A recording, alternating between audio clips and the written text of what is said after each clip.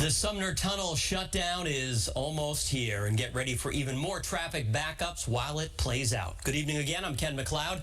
During a tour of the tunnel today, we got a preview of what the project will entail and what commuters should expect. More now from WBZ's Laura Hafley. The Sumner Tunnel is closing for the summer. A Commonwealth's nearly 400 years old. We've got to make these investments. Unfortunately, that means we are going to have to close this tunnel for a period of time from July 5th to August 31st. Lieutenant Governor Kim Driscoll, the bearer of bad news at a Saturday press conference and tour of the current construction inside of the tunnel. The $160 million project is led by Mass DOT. The work that you guys saw today is really the final prep work for that closure. It'll be much brighter. Part of what we're doing is replacing all the entire tunnel lighting system. It will feel more open for a good portion of the tunnel. Officials acknowledge the impact on the entire city. It's going to be impactful. We know there are going to be traffic impacts. We know it's going to be harder to get into Boston or to the airport when you have a major artery like this shut down for that period of time. So what's the solution for commuters? The city is offering transportation alternatives, including free East Boston Ferry, reduced fare on the Newberry-Rockport commuter rail line, and free bus travel. And the Blue Line is free, so you'll be able to go through these doors at no cost. But neighbors say it doesn't help much. I don't care about that too much. I mean, it's already pretty bad. And to get to the Seaport, it takes almost like 30-40 minutes.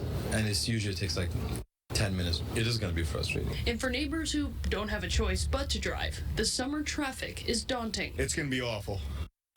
It's going to be awful both for us and for my trucks coming out of Baldor, Boston. So it's going to affect our business, and it's also going to affect my commute. It's a big dig all over again. Yeah, this is not ideal. Officials announced Saturday this is only the first time the Sumner Tunnel will be closed for construction.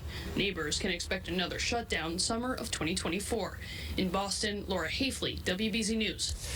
Connecticut will no longer grant a marriage license to anyone under 18. The lieutenant governor of the state signed the bill into law on Friday.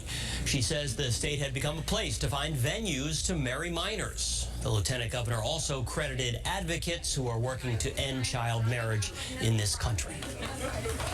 We're so proud that this bold action was taken because this is going to protect girls and young women. It's also going to protect boys and young men. Child marriage, almost always, almost all the children who marry are girls married to adult men. This is very much a gender violence issue, and this is a huge step for Connecticut.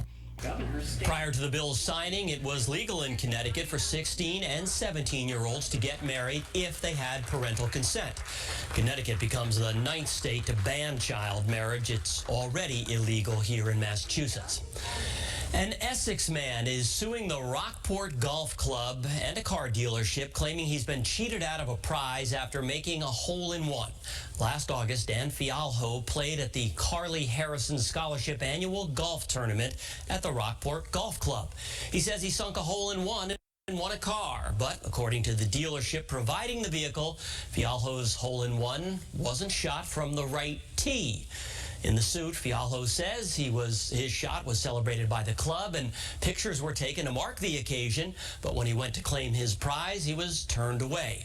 The lawsuit seeks damages, interest, costs, and attorney's fees.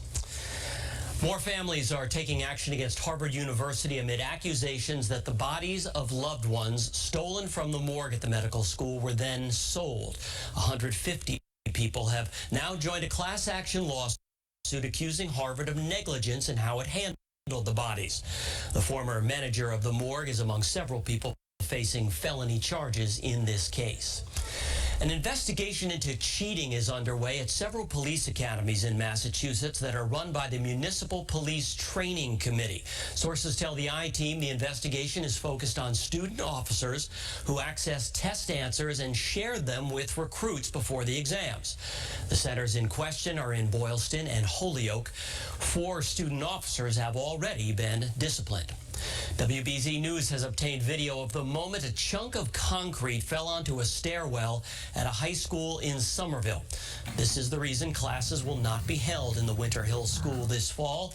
Luckily, the concrete fell after school hours so no one was hurt.